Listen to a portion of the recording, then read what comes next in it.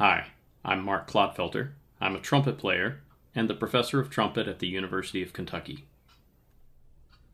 Today I'm going to show you a few tips on how you can turn your iPad into a virtual practice room. The best thing about all this is that most of the apps that we're going to discuss are either free or only cost a few dollars. So I've placed my iPad on a music stand and we're going to scroll across my home screens until we find my practice screen. And on my practice screen you'll see there's a strobe tuner, a program called Fourscore for reading music, a little piano for pitch, a way to record myself, my iTunes for listening reference, my YouTube for watching inspirational videos, a timer. I have a mouthpiece comparison application developed by Picket Brass, GarageBand.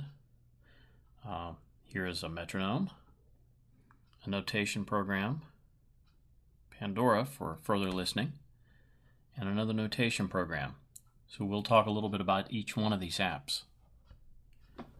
Of course, you're going to need a way to read your music, and my favorite way to do that is a program called Fourscore, F-O-R-S-C-O-R-E. Fourscore allows you to scan your music in as PDFs and then manipulate them if you want to. You can make markings on the music. You can turn the pages of the music. So I've opened this now.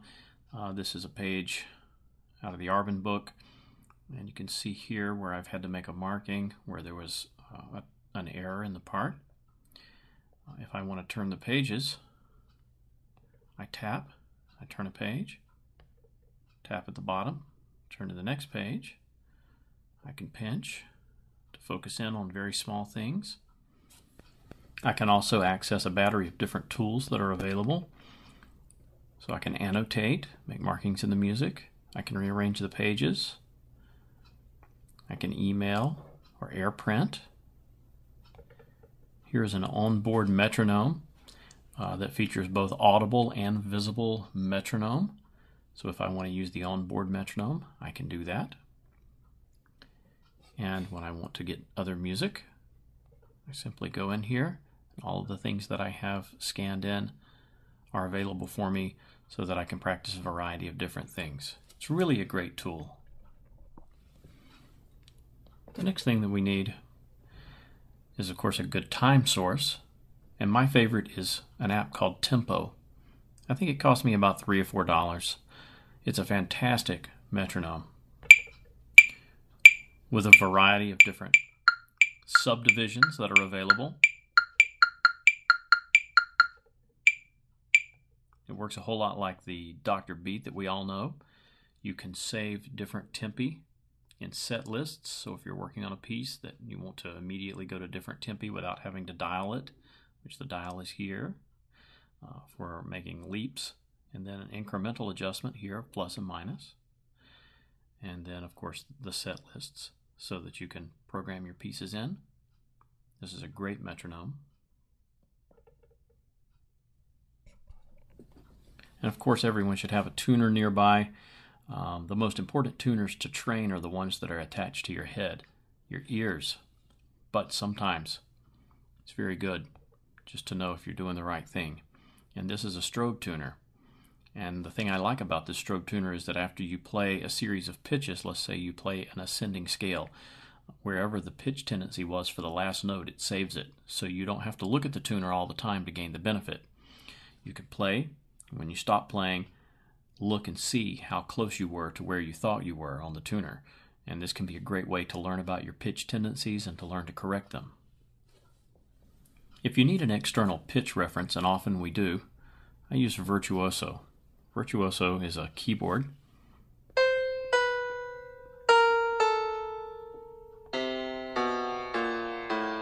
It's great for pitch reference. Sometimes I like to buzz my mouthpiece, doing some stamp studies or some Schlossberg studies, things like that.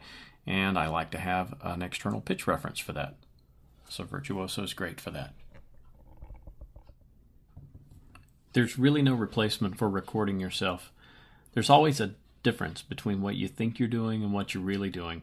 And the only way to know is to use sort of a sonic mirror. In other words, record yourself, listen back, and understand the difference between what your intentions are and what your current results are. And in this way, you can model your practice to go after the things that you're really trying to do.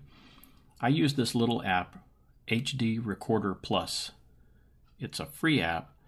It allows you to record yourself, and then you can manipulate the sound in a variety of different ways and listen back closely, and you can really scrutinize and come to understand what it is you need to do to focus your efforts towards getting the results you really want.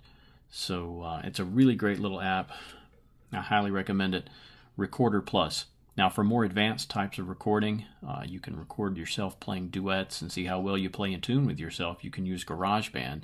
It costs about $10 on the iPad, so it's a little more expensive, but the amount of versatility that you get with GarageBand really makes it worth it. So you may also want to consider GarageBand for iPad.